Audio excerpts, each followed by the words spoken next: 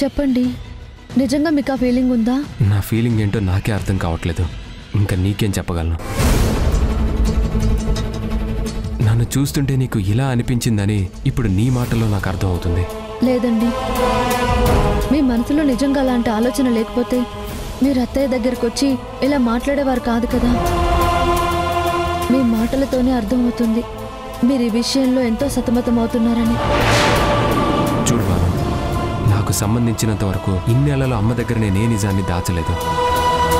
తప్పైనా ఒప్పైనా అమ్మతో నేను ఎప్పుడో చెప్పేసేవాణ్ణి. ఆవిడ కూడా నా ప్రతి చర్య అంతే గొప్పగా సమర్థించేది. అలాంటి అమ్మ దగ్గర ఇంత పెద్ద నిజాన్ని దాచడం అంటే నిజంగానే నాకు చాలా గిల్టీగా అనిపిస్తుంది. మా అమ్మ దగ్గర నేను ఈ రహస్యాన్ని దాస్తున్నానన్నది తట్టుకోవడం నాకు చాలా కష్టంగానే ఉంది. పొరపాటున అమ్మ నన్ను అపార్థం చేసుకుంటుందేమోనన్న భయం కూడా ఉంది. అయినా సరే నేను ఈ రహస్యాన్ని ఎందుకు దాచానో తెలుసా? అమ్మ బాధపడకూడదు కాబట్టి, ప్రశాంతంగా ఉన్న ఇంట్లో మళ్ళీ అలజడి రాకూడదని, అందరూ ఆనందంగా ఉన్నప్పుడు ఈ నిజం ఒక అగాధం కాకూడదని నేను అమ్మ దగ్గర దాచాను. నీలిమని కూడా చెప్పొద్దని మాట తీసుకున్నాను. కానీ నేను తప్పు చేస్తున్నానన్న బాధ మాత్రం నా మనసులోనే ఉండిపోయింది. అందుకే అమ్మతో మాట్లాడదామని వచ్చాను. ఉండబట్టలేక నా బాధ ఏంటో అమ్మకి చెప్పేశాను. ఆవిడ ఎప్పటికీ నన్ను అపార్థం చేసుకోదని తెలిసాకే నా మనసు కాస్త కుదుటపడింది.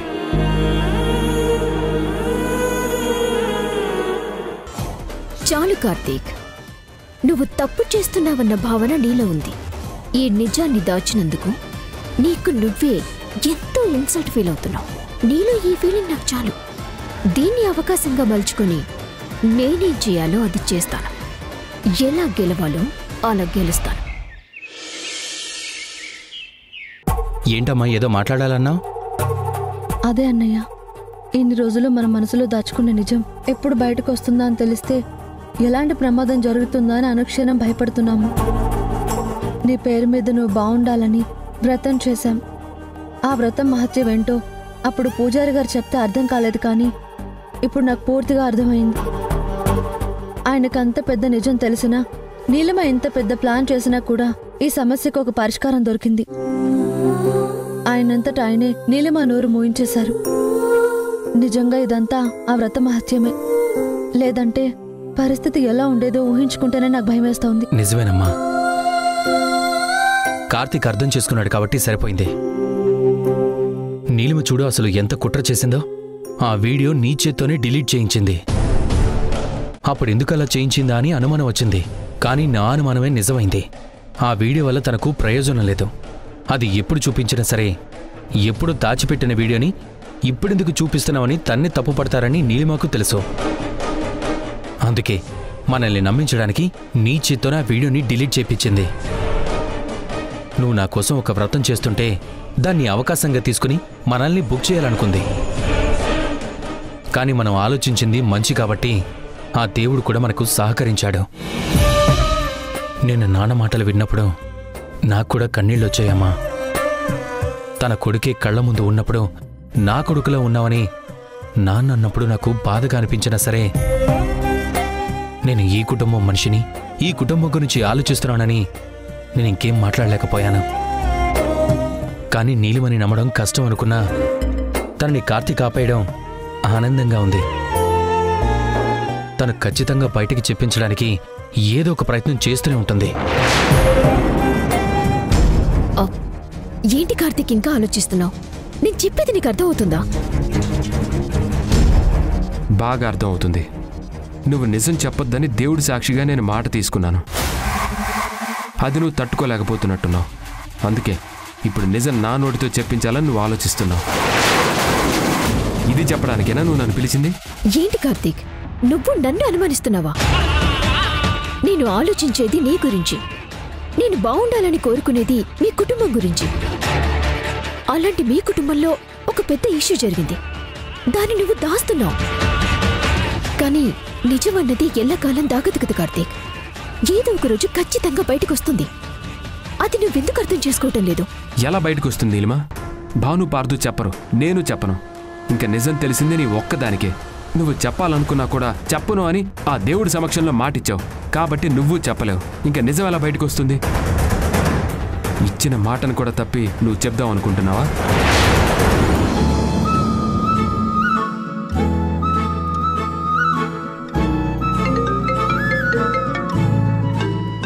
నాన్న. హలో నాన్న. బంగారం, ఎలా ఉన్నావురా? బాగున్నాను నాన్న. నిన్నే కదా మాట్లాడారు, పొద్దున్నే ఇలా అడుగుతున్నారు? లేదు తల్లి, నిన్ను చూసింది నిన్నే అయినా నిన్ను మళ్ళీ చూడాలని నీతో మాట్లాడాలని అనిపిస్తోందిరా. ఒక్కసారి ఇంటికొస్తావా? నీతో మాట్లాడే పనుంది. అలాగే నాన్న, ఇప్పుడే వస్తాను. ఉంటాను. అన్నయ్య, నాన్న ఎందుకు రమ్మంటున్నారు? నేను వెళ్ళొస్తాను. సరేనమ్మా, జాగ్రత్తగా వెళ్ళు.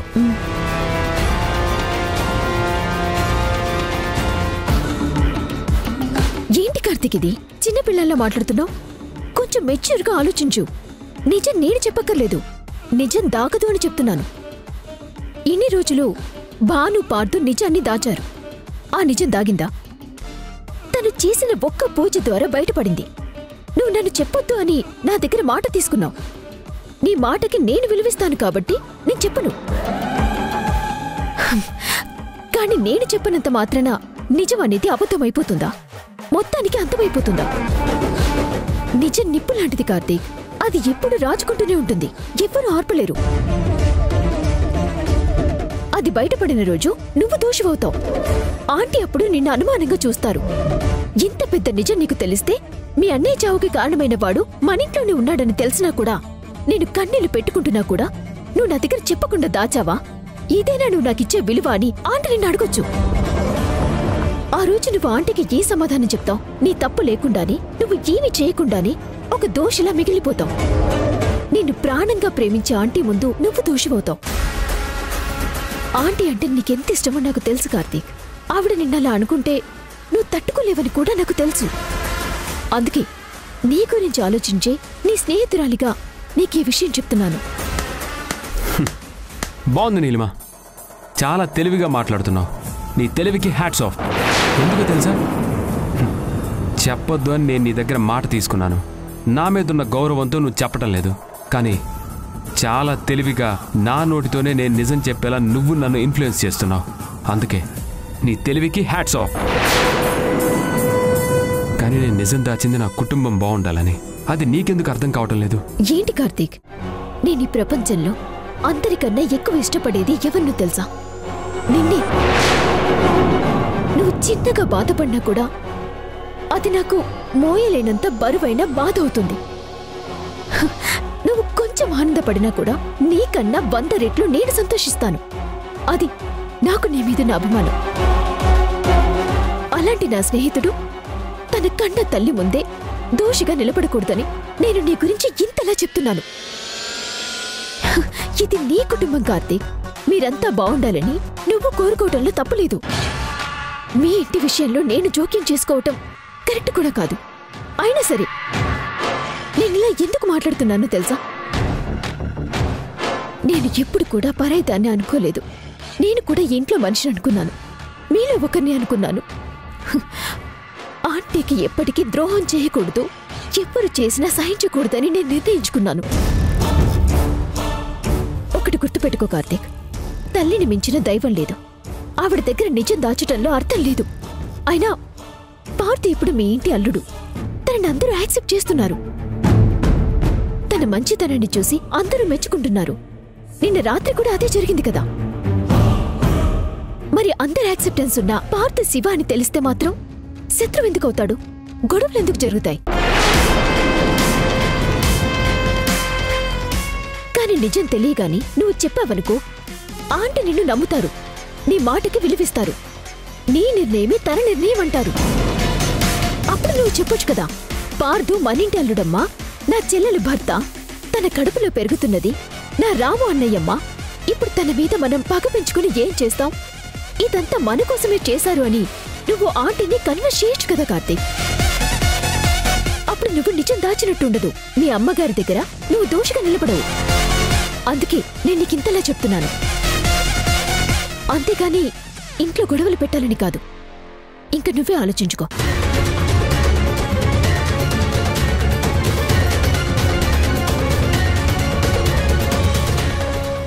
చెప్పింది కరెక్టే నీలిమా. ఈ నిజాన్ని దాచడంలో అర్థం లేదు. అమ్మకి ఎలా చెప్పాలో అలా చెప్తాను.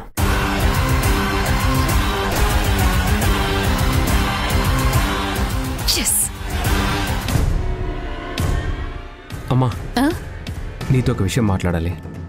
ఏంటి కార్తీక్, నిన్నటి నుంచి నాతో ఏదో ఒక విషయం మాట్లాడాలంటున్నావు, ఏదేదో మాట్లాడుతున్నావు, కానీ నువ్వేం చెప్పాలనుకుంటున్నావో చెప్పలేకపోతున్నావు.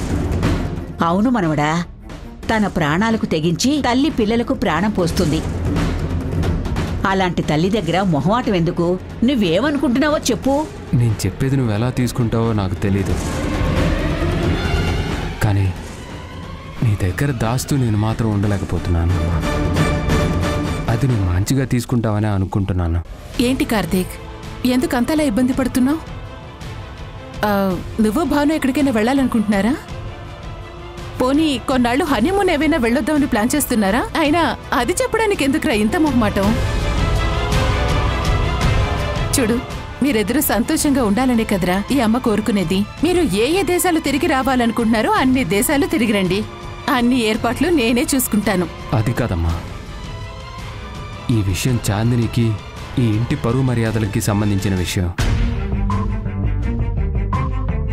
మరీ ముఖ్యంగా ఇన్నేళ్ల నీ బాధకో సమాధానం. అది తేలిగ్గా తీసుకునే విషయం కాదు.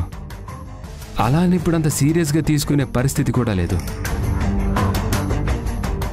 అందుకే చెప్పాలా వద్దా అని ఇన్నిసార్లు ఆలోచిస్తున్నాను. కానీ చెప్పడమే కరెక్ట్ అనే నిర్ణయానికి వచ్చాక నీ దగ్గరకు వచ్చానమ్మా.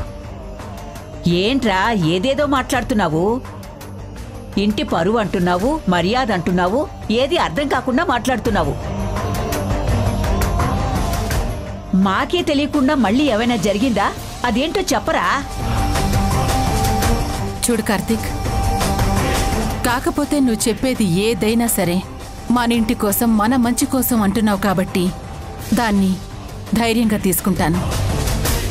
ఏం చెప్పదలుచుకున్నావో చెప్పు. చూడమ్మా, గతాన్ని తలుచుకోవడంలో అర్థం లేదు. అలా అని మర్చిపోమని నేను చెప్పడం లేదు, కానీ జరుగుతున్నది జీర్ణించుకోమని చెప్తున్నాను. పరిస్థితులకు అనుగుణంగా కొన్ని విషయాల్ని మర్చిపోమని చెప్తున్నాను.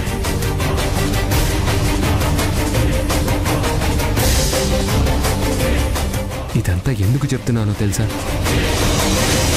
మన కళ్ళ ముందున్న పార్దు ఎవరో కాదు, మావయ్య కొడుకు శివ.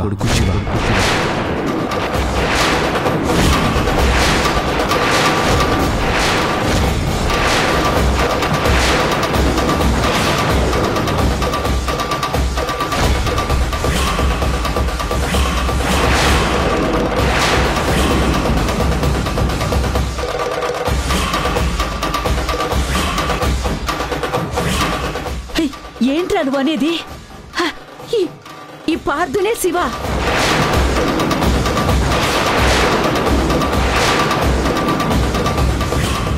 అంటే ఇన్నాళ్ళు ఈ ఇంట్లోనే తిరుగుతున్నాడా? అది కాదు బామ్మ, భాను పార్దు మన ఇంటి గురించి ఆలోచించారు, మన కుటుంబం గురించి ఆలోచించారు. అన్నయ్య పోయినందుకు అందరికీ బాధగా ఉంది. అందరికన్నా ఎక్కువ బాధ అమ్మకుంటుంది. ఇందులో ఎలాంటి సందేహం లేదు.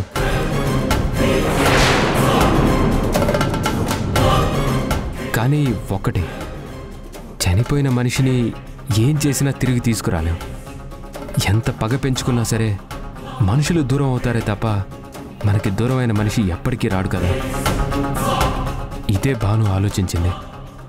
ఎవరి వల్ల అయితే ఇంటికి నష్టం జరిగిందో ఆ మనిషిని మళ్ళీ ఇంటికి తీసుకురావాలని నిర్ణయించుకుంది. అందుకే శివే పార్దు అని తెలిసేసరికి అప్పటికే పార్దు చాందిని ప్రేమించుకుంటున్నారు.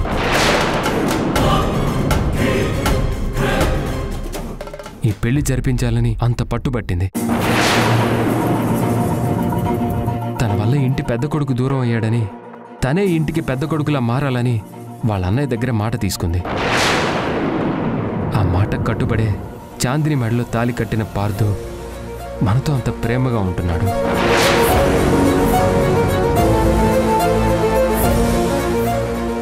మన ప్రతి సమస్యని తన బాధ్యతగా తీసుకుంటున్నాడు. ఈ ఇంటి మనిషిగా మెలుగుతున్నాడు.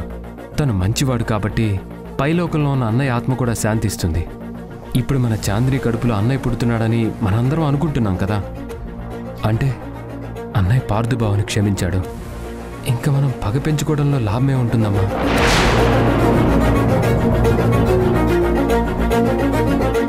ఇప్పుడు మనం ఏమాత్రం గొడవ పడ్డా చాందిని జీవితం ఏమవుతుంది? ఇవన్నీ ఆలోచించాకే ఈ నిజం నాకు తెలిసాక నీకు చెప్పకుండా ఉండలేకపోయాను. ఇప్పుడు నీ నిర్ణయం కోసం ఎదురు చూస్తున్నాను. ఆ రోజు తనకి తెలియని వయసులో తెలియకుండా తప్పు జరిగింది. కానీ ఈరోజు ఏ తప్పు జరగలేదని తను చేసిన తప్పుని సరిదిద్దుకునే ప్రయత్నం మాత్రం జరుగుతోంది. దయచేసి అర్థం చేసుకో అమ్మా.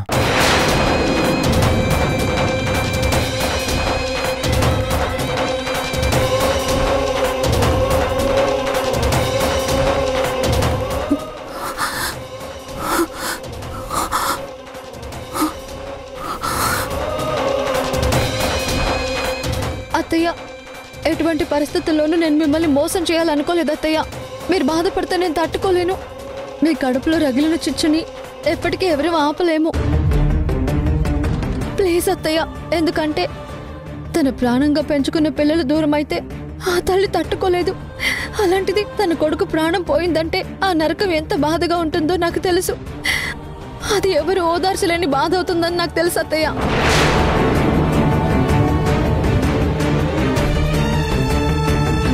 కానీ ఏం చేస్తాం అత్తయ్య, ఆ రోజు జరిగిన దాంట్లో తప్పొకరిదని చెప్పలేము. అప్పటి పరిస్థితి అది.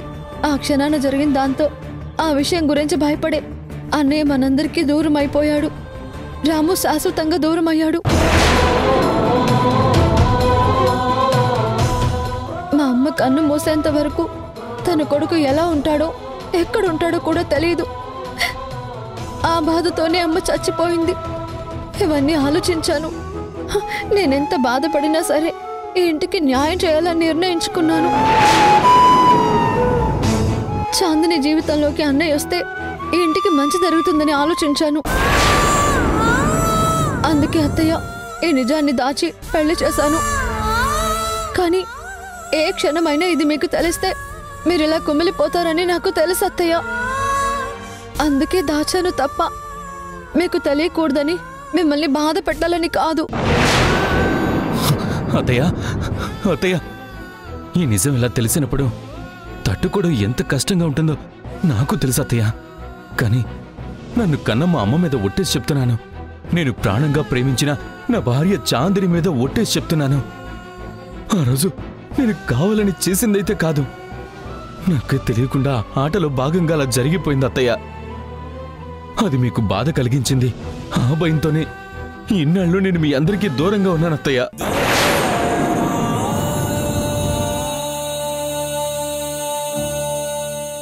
కానీ అనుకోకుండా మళ్ళీ నేను ఇంటికి అల్లుడిగా వస్తానని, అదే దైవ సంకల్పం అని నేను తెలుసుకోలేకపోయాను.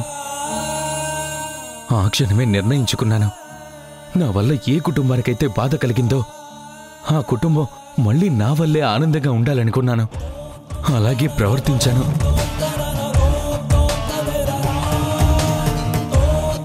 ఈ ఒక్క నిజాన్ని దాచిపెట్టి తప్పు చేశానే కానీ ఇంకే తప్పు చేయలేదత్తయ్య.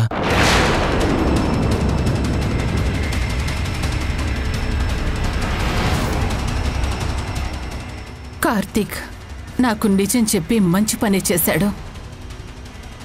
ఇన్నాళ్ళు నాకు దూరమైనటువంటి నా కొడుకు గురించే నేను ఆలోచించాను. కానీ వాడికి మాతో రుణం తీరిపోయిందని తెలుసుకోలేకపోయాను.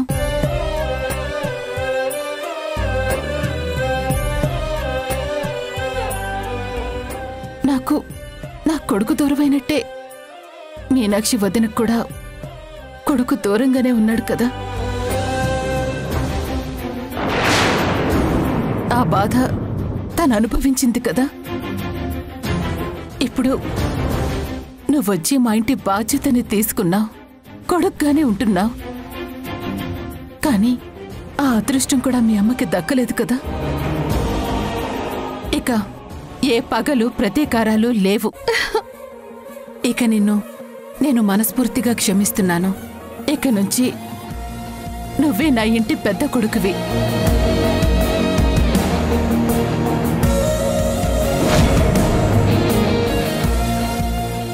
కార్తీక్, కార్తీక్ ఏంటి కార్తీక్ జరగబోయేది ఊహించుకుంటున్నావా? నువ్వు ఊహల్లో కాదు బతకాల్సింది. ముందు ఆంటీ దగ్గరికి వెళ్ళి నిజం చెప్పు. అప్పుడు నీ ఊహే నిజమవుతుంది. వెళ్ళి చెప్పు కార్తీక్. ఏంటి నాన్న నాతో మాట్లాడాలని పిలిపించారేంటి? అమ్మా భాను, నా మనసులోనే దాచుకున్న బాధను నీతో చెప్పాలని నేను రమ్మన్నాను. ఏమైంది నాన్న? మళ్ళీ ఏదైనా సమస్య?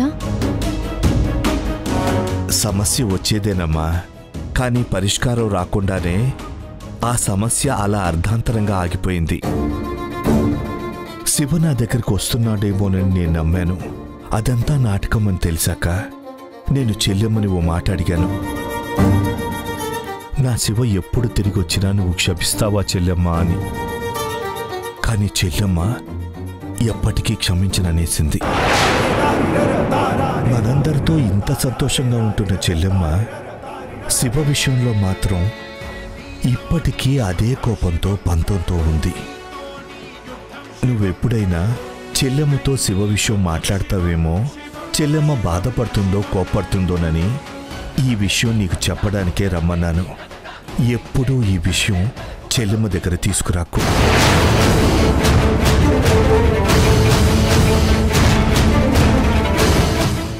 శివ గురించి ఇంతలా చెప్తున్నావు అంటే శివ నీకు కనిపించాడా, లేక శివ ఎక్కడున్నాడో నీకు తెలిసిందా? తనెవరో తెలిసిపోయిందమ్మా. ఆ శివ ఇంకెవరో కాదమ్మా, మన బావ పార్థు.